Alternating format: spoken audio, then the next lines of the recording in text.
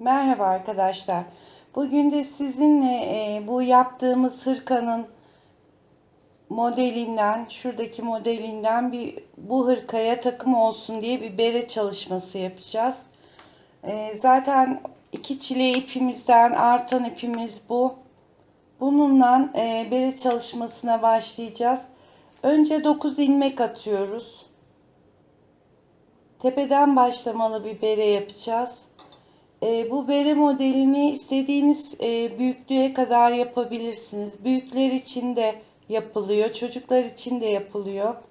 Şimdi 9 ilmeğimizi atalım. 3, 4, 5, 6, 7, 8 ve 9.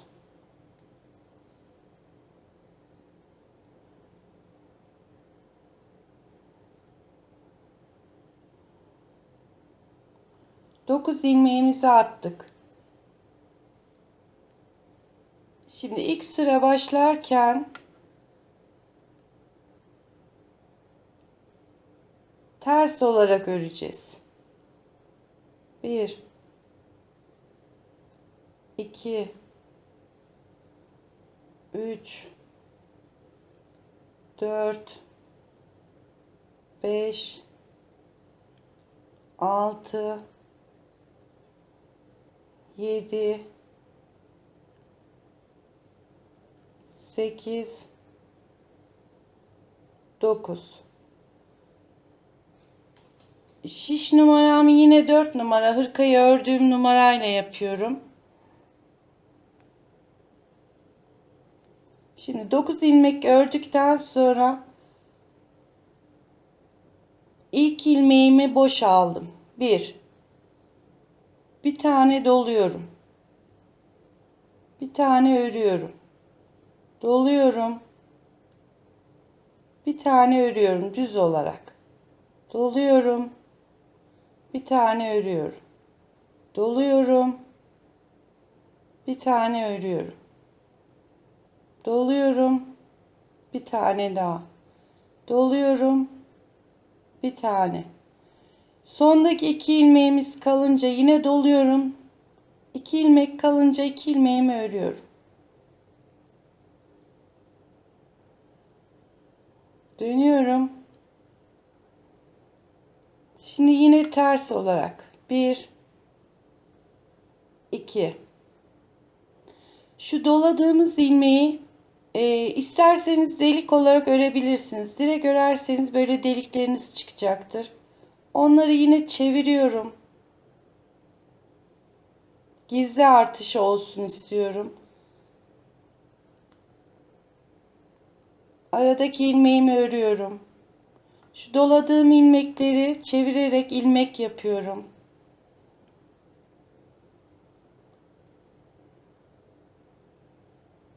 Bakın. Şunu şöyle bir çeviriyorum.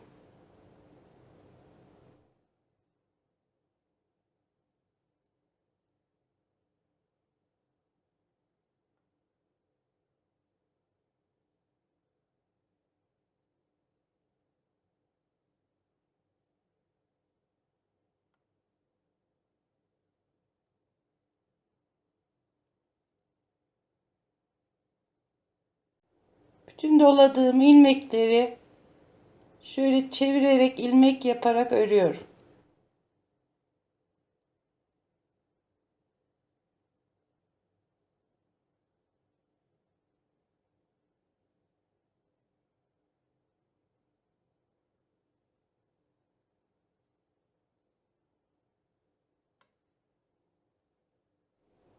Şimdi ön yüze geldik.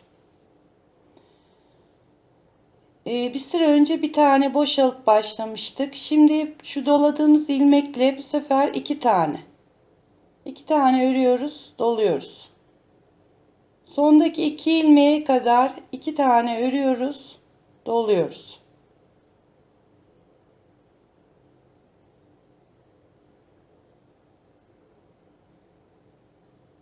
İki tane ördüm, doluyorum. Bir, iki tane örüyorum, doluyorum. Bir, iki tane örüp doluyorum. Sondaki 2 ilmeğim hep sabit kalacak. Doladım. Yine 2 tane örüyorum sonunda.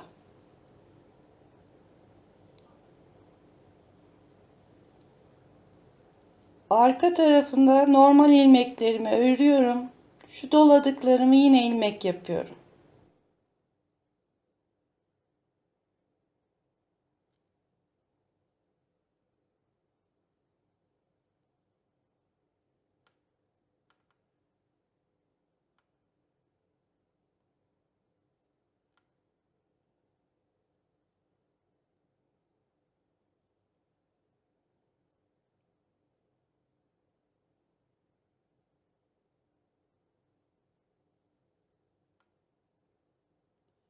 Bu artırmayı aslında ön yüzde ilmeğin dibinden ilmek alarak da yapabiliriz ama o zaman şapkanın tepesi biraz gerdiriyor gibi oluyor. O yüzden böyle artırıp arka tarafta da bu artırdıklarımızı ilmek yaparsak şapkanın tepesi daha muntazam oluyor.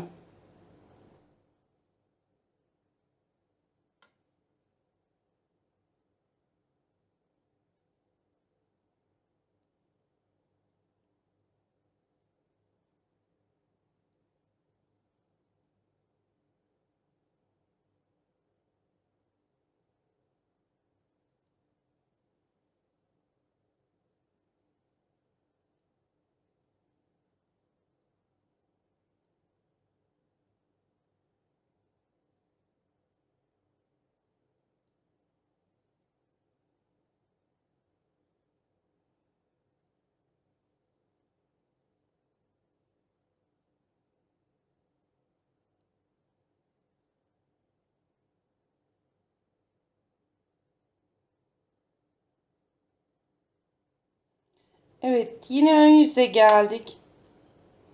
1 yapmıştık, 2 yapmıştık. Bu sefer 3 örüp artıracağız. Her sıramız böyle gidiyor aslında. 2, 3 ördüm. Doluyorum. Şimdi aralarımız hep 3 oldu. 3 örüyorum, doluyorum. 1, 2, 3 örüyorum, doluyorum. 1, 2, 3 örüyorum, doluyorum.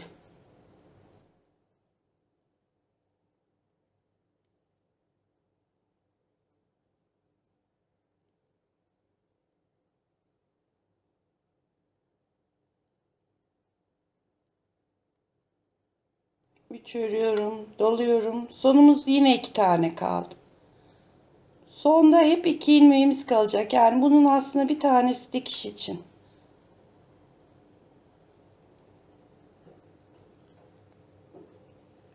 Arka tarafta yine aynı işlem. Bu artırdıklarımızı hep ilmek yaparak öreceğiz.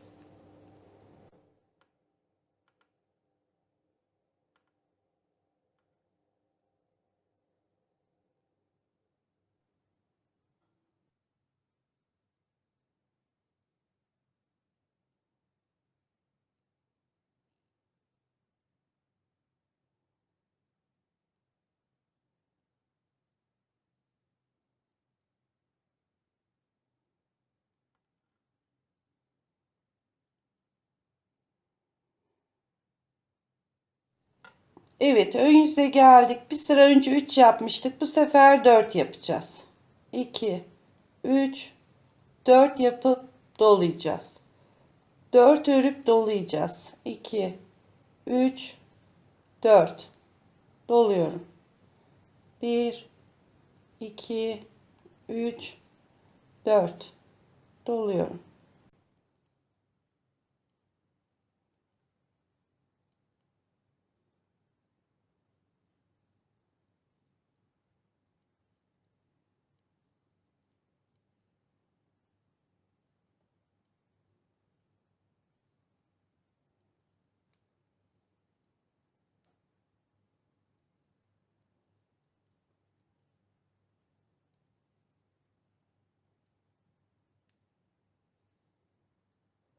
Sonunda yine 2 ilmek. Evet. Şimdi geri gelirken bu doladıklarımızı ilmek yaparak geliyoruz. Ön yüze geldik. Şimdi 5 tane. 2, 3, 4, 5 tane örüyorum, doluyorum. 1, 2, 3, 4, 5 tane örüp doluyorum. Bu arada bakın dilimlerimiz de çıkmaya başladı. Bu sırada 5 tane örüp dolayacağım.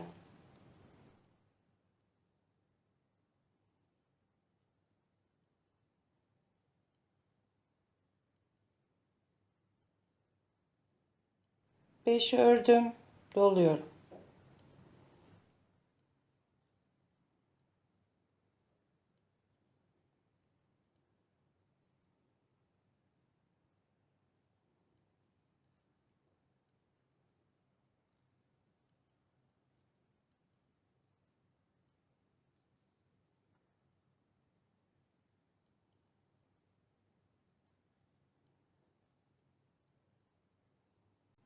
Beş tane ördüm, doladım.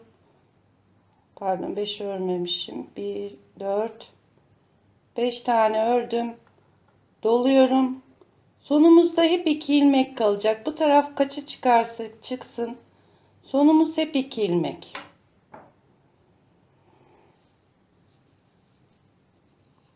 Şimdi bakın şapkanın tepesi böyle dilimlerimiz. 1, 2, 3, 4, 5, 6, 7 dilimimiz çıkıyor. Şimdi 5 ördük. Doladık.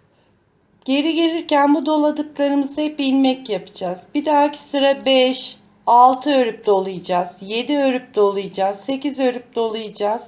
Böyle devam ediyor. Sonunda da hep 2 ilmek kalınca onu hiçbir şey yapmadan direkt 2 ilmek olarak öreceğiz.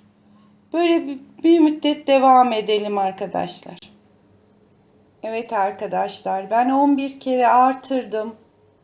Ee, Şöyle bakın, dilimlerimiz ortaya çıktı.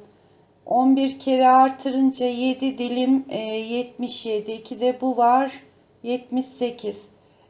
Bir kere daha artış yapalım. 80'in üstüne çıksın sayımız. 1, 2, 3, 4, 5, 6, 7, 8, 9, 10, 11. Bakın sayımız 1 ile başladık. 1 ördük, doladık, 2 ördük, doladık, 3 ördük, doladık. Şimdi 11'e kadar çıktım. 11 ördüm, doluyorum. Bu dolamalar arkadaşlar soruyorlar, fark etmez. İster böyle dolayın, isterseniz ipinizi öne alın. Yine dolanmış olur. Bakın bu sefer de öyle yapalım. İpimi öne aldım, örüyorum. 1, 2, 3, 4, 5, 6, 7, 8, 9, 10, 11 ördüm. İpimi öne alıyorum.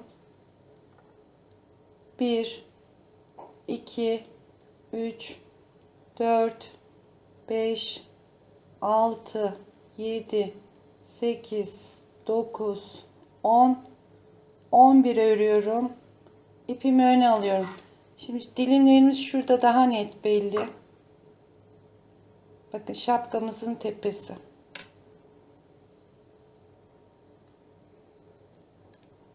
Bu sırayı da 11 örüp dolama yapıyoruz. Yani ilmeklerimiz 12'ye çıkmış oluyor.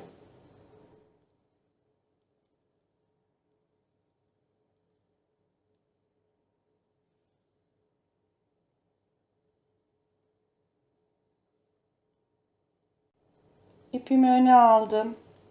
Yine 11 tane örüyorum.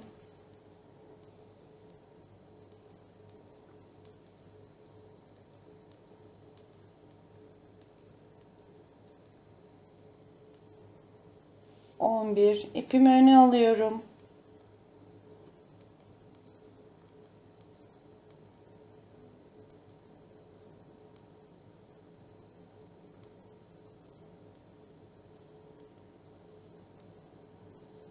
11. İpimi öne alıyorum.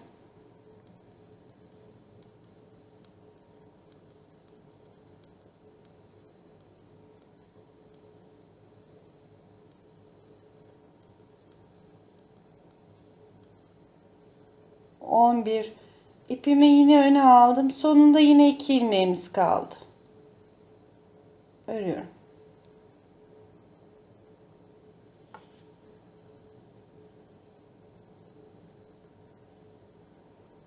Bakın şu doladığımızı yine ilmek yapıyoruz.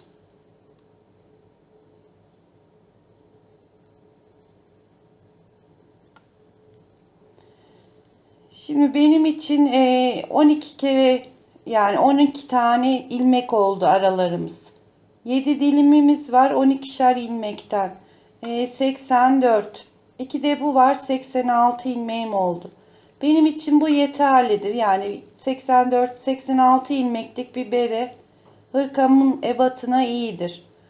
Ama siz daha büyük mesela bunu kendinize yapacaksanız artırmalarınızı 14-15'e kadar çıkabilirsiniz. Yani şuradaki şişinizdeki ilmek sayısını ne kadar istiyorsanız o kadar artırmaya devam edeceksiniz. Daha da küçük yapabilirsiniz. Onda bırakabilirsiniz artırmayı. Yani bu tamamen şapkanın ebatına göre artırmalarımız devam ediyor. İpiniz kalınsa mesela şiş numaranız ve ipiniz kalınsa şöyle ikiye katlayıp şuradaki şapkanın yarı ebatına gelene kadar artıracaksınız.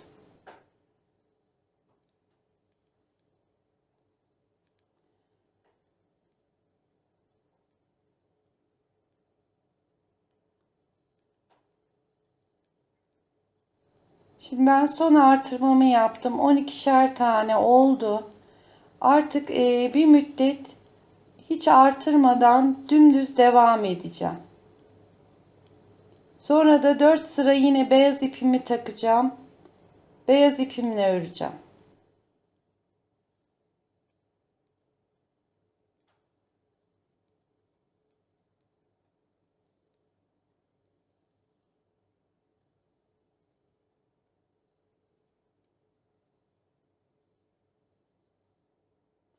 Bakın bütün bu artırdıklarımızı hep ilmek yaparak.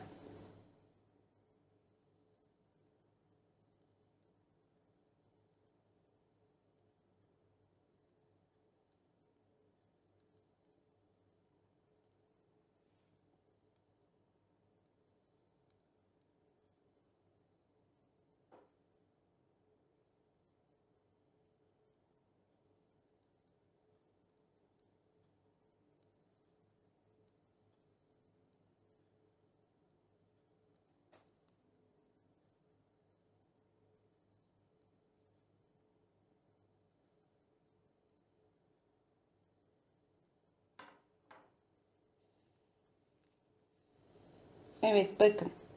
Bir dilim burada var. 2 dilim. 3 dilim. 4, 5, 6 ve 7. 7 dilimli bir şapka tepemiz oluştu. Dediğim gibi bunu yani bu sayıyı istediğiniz ebata kadar çoğaltabiliyorsunuz. Şimdi bu sayı yeterlidir benim için. 84, 2'de 86 ilmeğim yaptım. Siz daha büyük şapka yapacaksanız 7 dilim olduğu için her sıra 7'şer ilmek artıyor. Yani 7 bir kere daha artırırsanız 14, bir kere daha artırırsanız 21 olarak gidiyor. Sayınızı öyle ayarlayabilirsiniz. Şimdi ben yaklaşık bir 7-8 santim hiçbir şey yapmadan düz örgüye devam edeceğim. Artırmam bittikten sonra 16 sıra ben düz örgü yaptım. Yani 8 kere gittim geldim. 16 sıradan sonra beyaz ipimi taktım. 4 sırada beyaz ipimden ördüm. Şimdi ya yine aynı hırkada yaptığımız örneği yapacağız.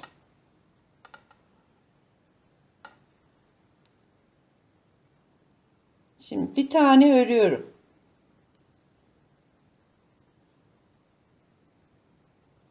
Şu yanındaki ilmeği bırakıyorum, söküyorum. 4 tane ördüm. Mavi ipime ilmeğimi taktım.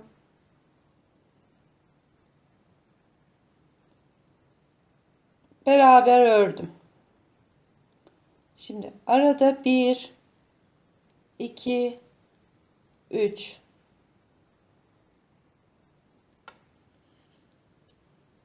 dördüncü ilmeğimi söküyorum.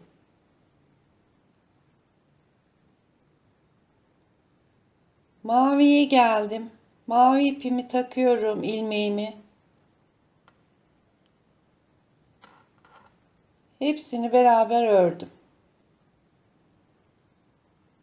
Yine 1 2 3 dördüncü ilmeğimi bırakıyorum.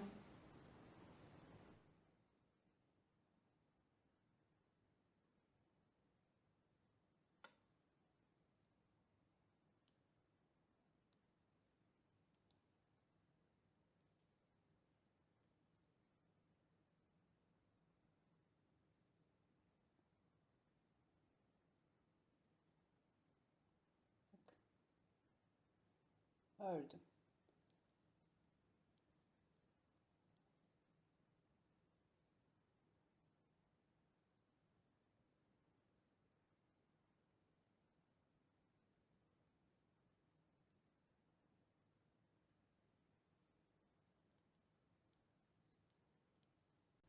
Bu sıranın sonuna kadar hep aynı işlemi yapacağız.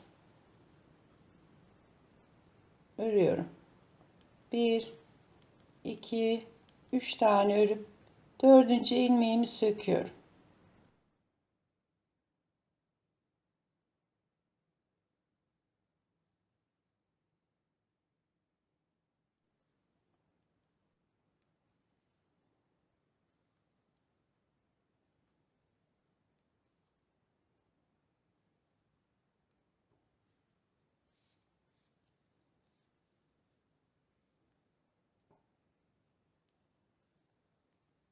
Evet, şimdi ters tarafını zaten hiçbir şey yapmadan ters örgü olarak devam ediyorum.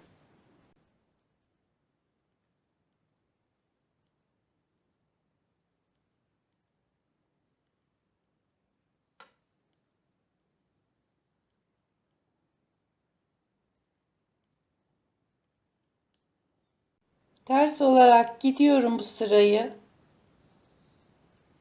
Ön yüze geldiğimiz zaman yine beyaz ipimle 4 sıra örüyorum.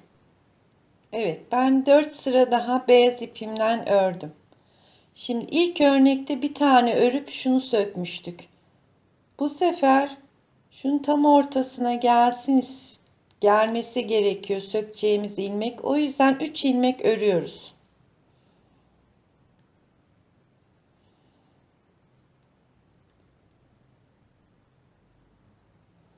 3 tane ördüm. Dördüncü ilmeğimi söküyorum. Aynı zamanda alttakinin tam ortasına geldi. Şöyle beraber örüyorum. Tekrar 1 2 3 tane ördüm. Yine söküyorum.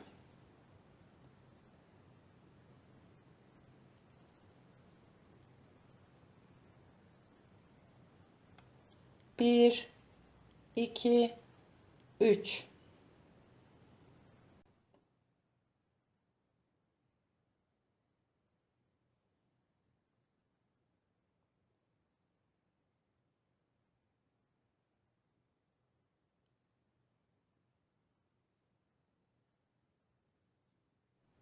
Evet, bakın şu iki örneğin aralarına geldi örneğimiz.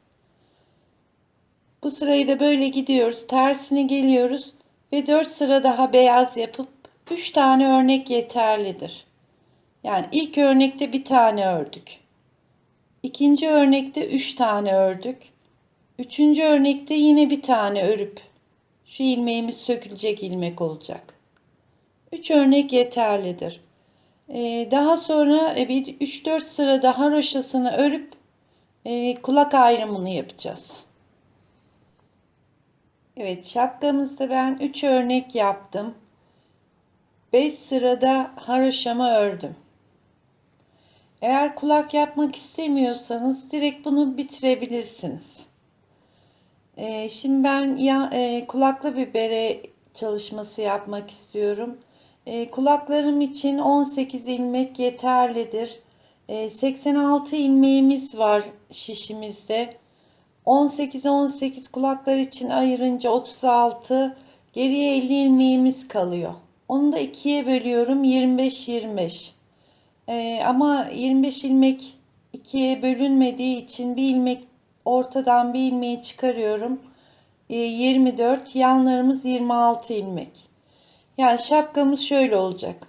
13 ilmek arka yan, 18 ilmek kulak, 24 ilmek ön, 18 ilmek kulak, 13 ilmek arka taraf. Arka yan olacak. Şimdi 13 ilmeğimizi keseceğiz.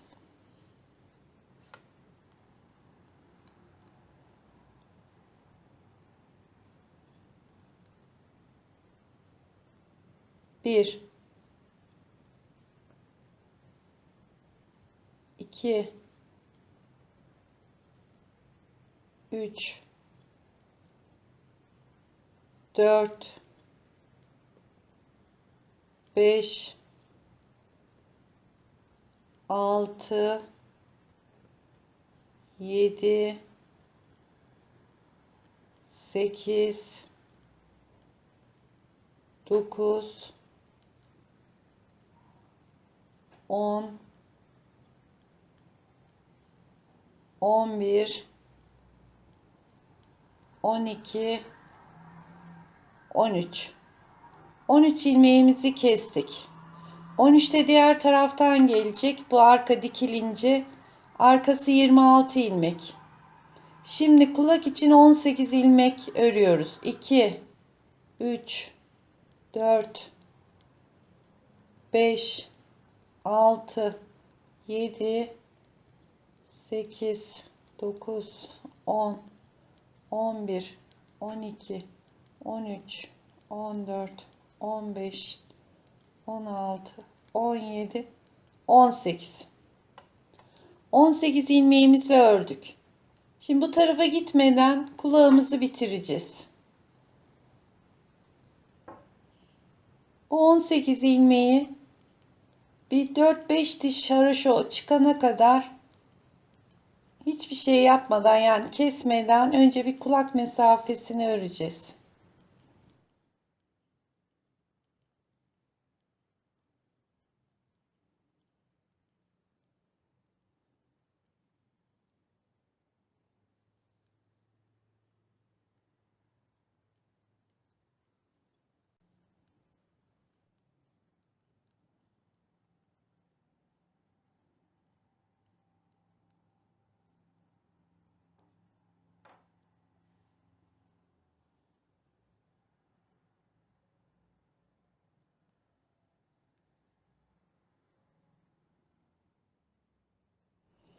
Şimdi şu 5 dişten sonra 2, 4, 6 diş haroşa direkt 18 ilmeğimi ördüm. Kulağın kesmesine başlayacağız. Hemen ilk ilmekten başlamıyoruz. Önce 1, 2 ilmek ördüm. Yanındaki 2 ilmeği kesiyorum. İkisini beraber aldım. Sonunda 4 ilmeğimiz kalana kadar aradakileri haroşa örüyoruz.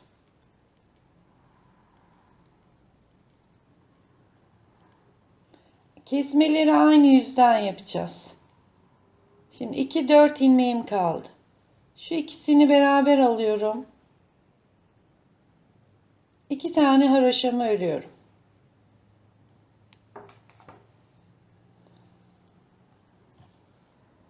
Arka tarafta hiçbir şey yapmıyorum. Kesme işlemi yok.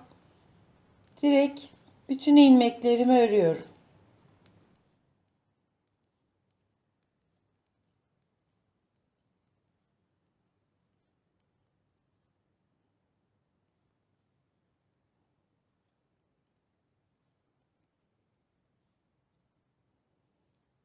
Şimdi ön yüze geldik. Yine 1 2 ilmek ördüm. Yanındaki 2 ilmeği kesiyorum. 4 ilmeğimiz kalana kadar örüyorum.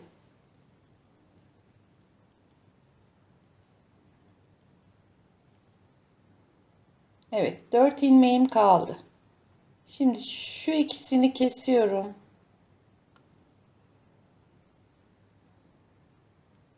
2 ilmeğimi örüyorum.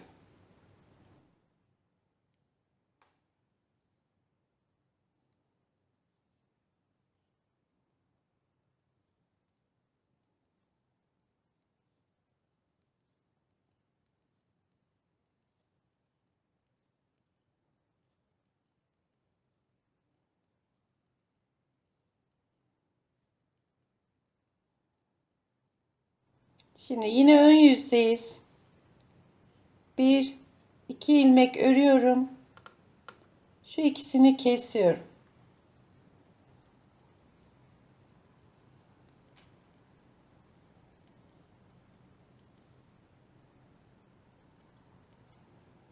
Dört ilmeğim kalınca yine 2 ilmeği kesiyorum. Yani 2 ilmeği birlikte alıyorum. Sondaki 2 ilmeğimi örüyorum.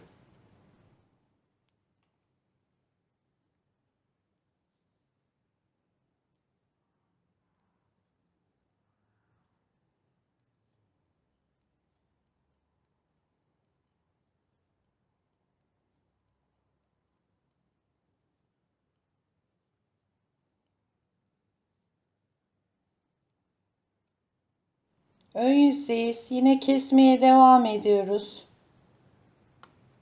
2 tane ördüm. Kesiyorum.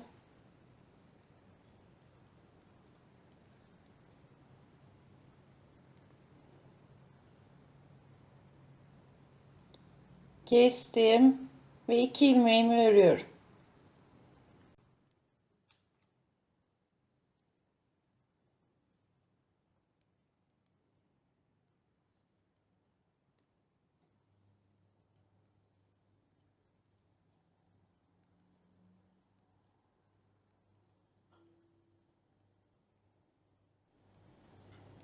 Her ön yüze geldiğimizde 2 ilmek örüp, yani kenardaki ilmekle yine kesme işlemi.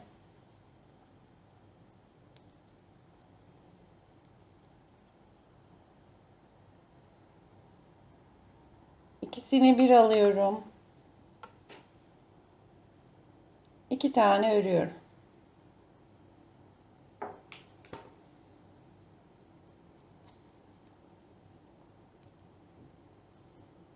Kesmeler sadece ön yüzde yapılıyor. Arka yüzde bütün ilmeklerimizi haroşa örüyoruz.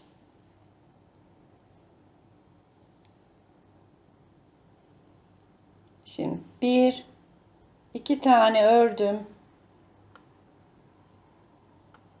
Kesiyorum. Bakın sonda yine 4 ilmek kaldı. Yine kesiyorum.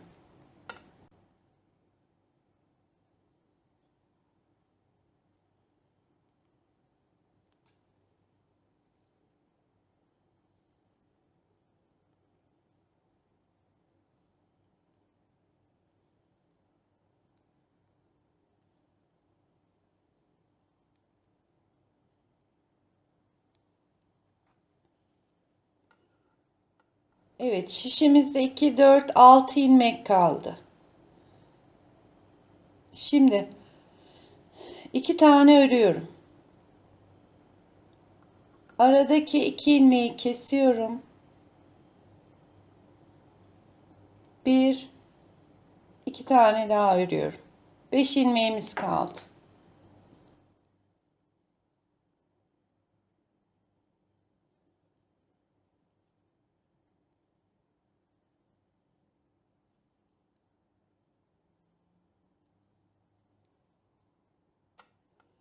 Şimdi bu 5 ilmeği de bir tane aldım. Aradaki 3 ilmeğimi birden kesiyorum. 3 ilmek. 3 ilmeğimi kestim. Şimdi 3 ilmek kaldı.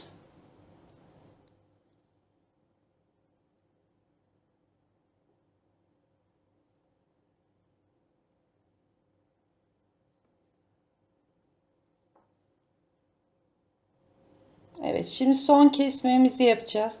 Bu 3 ilmeğin hepsini birden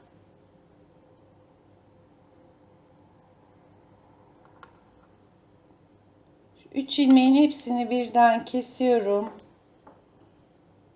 Kestiğim ilmeği de bir kere örüyorum.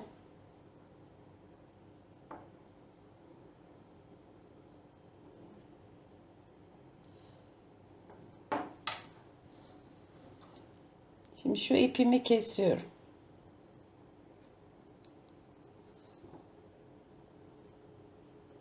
Bakın. Bir tane kulağımız çıktı ortaya. Şimdi ön tarafta kaldık. İpimi bağlıyorum. Şunları biraz paylı bağlarsanız iplerinizi saklamanız kolay olur.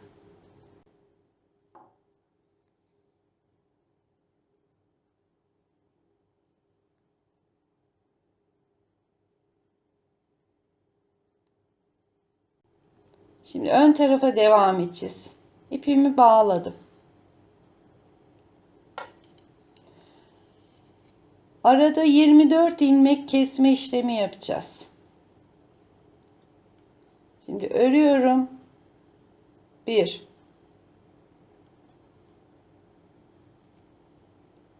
2 3 4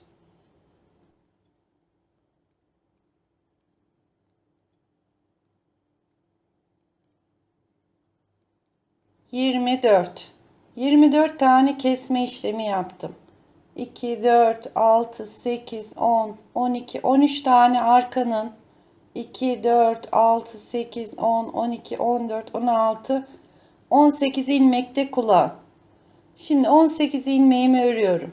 3 4 5 6 7 8 9 10 11 12 13 14 15 16 17 18 18 ilmeğimi ördüm. Arkada zaten 13 ilmeğim kaldı. Dönüyorum, kulağımı örüyorum.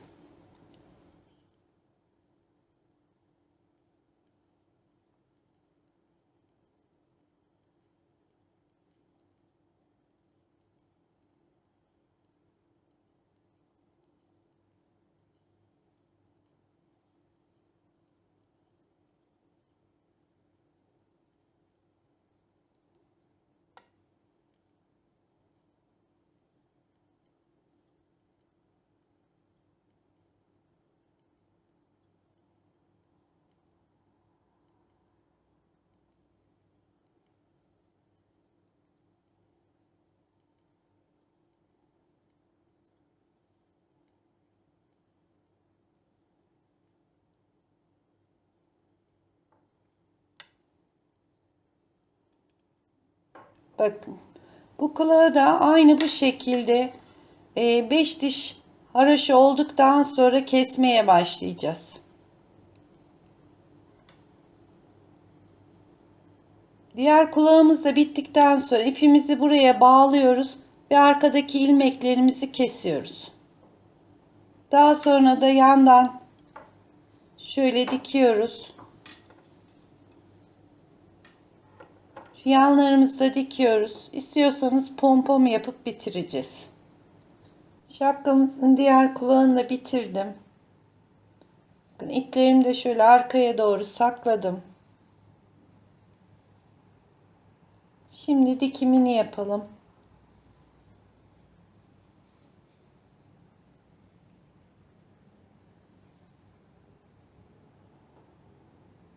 Şöyle özellikle şu lastik kısımlarını birebir dikersek şöyle karşılıklı getirerek dikişimiz daha muntazam olacaktır.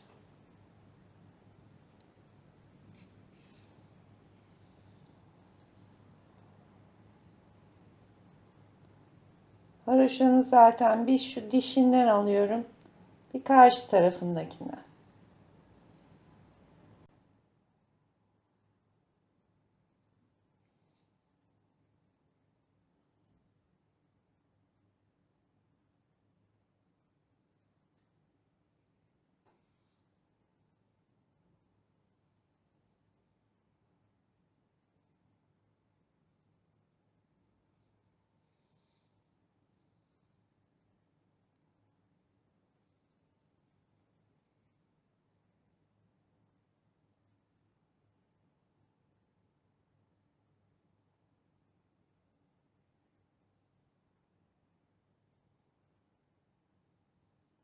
Burada belki mavi ipimiz biraz görünecek birkaç diş ama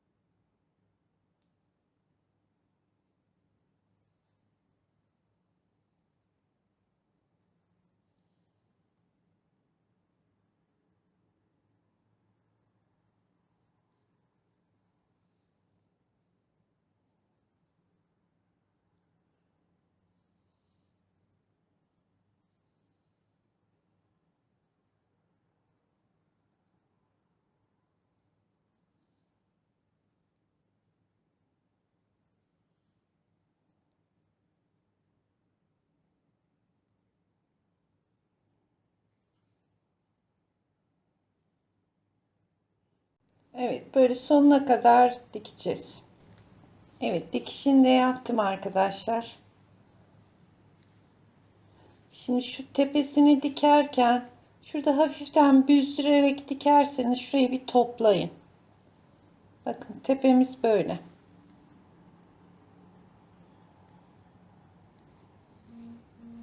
Şimdi ben bir tane de pompon yaptım. Onu şuradan geçireceğim.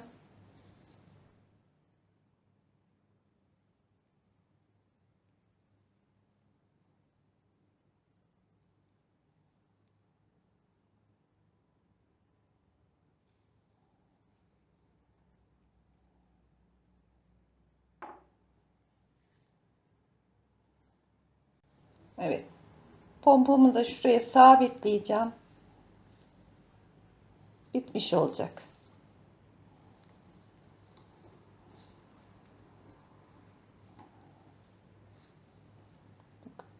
Şunu bir sabitleyelim, düşüyor.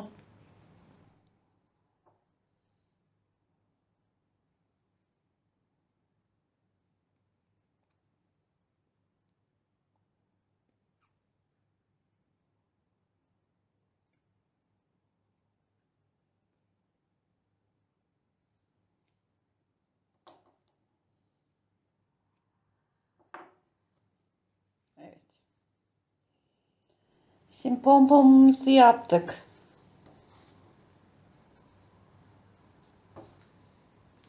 Beremiz bitti arkadaşlar. Şu da hırkamız.